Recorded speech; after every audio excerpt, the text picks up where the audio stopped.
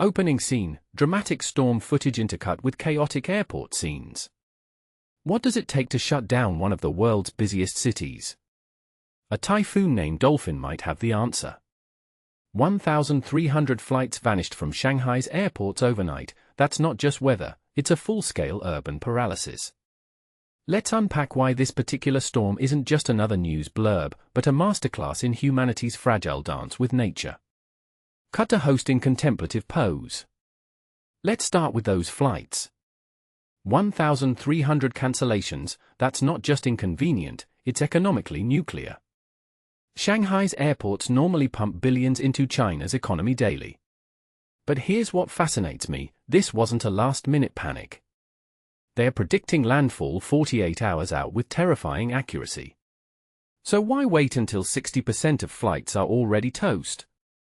Personally, I think we're seeing the birth of a new crisis playbook, calculated disruption today to prevent catastrophe tomorrow. Cut to evacuation footage. Now consider the evacuations. Moving 300,000 people isn't like organizing a block party. This requires military-grade logistics.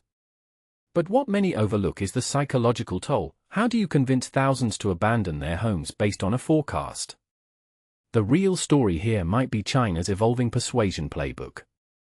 Are they using AI-powered risk maps? Social credit system incentives? We're witnessing the birth of 21st-century disaster authoritarianism. Cut to rainfall animation. Those 400 millimeters rainfall predictions? Let's translate that. We're talking 15 inches of water in days, not months. In my opinion, this isn't just a weather event, it's a stress test for China's concrete jungles. How many of those shiny new high-rises have drainage systems designed for climate change-era storms? The landslide risks in Zhejiang aren't just geological, they're architectural judgment calls waiting to happen. Cut to typhoon satellite imagery. Here's a twist, Typhoon Dolphin sounds almost cute, right? But this naming irony reveals something deeper. By humanizing storms, are we accidentally making the public underestimate their power? Remember Hurricane Katrina? The name Dolphin might actually be working against emergency messaging. People hear cute marine life, not a category for destruction. Cut to Shanghai skyline time-lapse. But let's zoom out. This typhoon isn't special, it's symptomatic.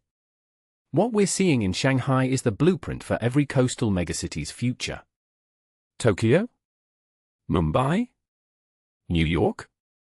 The same calculus applies: predictive evacuations, controlled economic shutdowns, and infrastructure gambling. The real question isn't about Dolphin, it's whether concrete and algorithms can outsmart nature's accelerating tantrums. Closing scene, storm clouds approaching city skyline.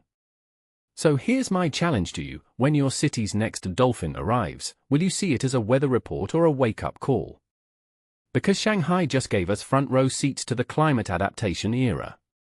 Drop your thoughts. How would your city handle 400 millimeters of existential rain?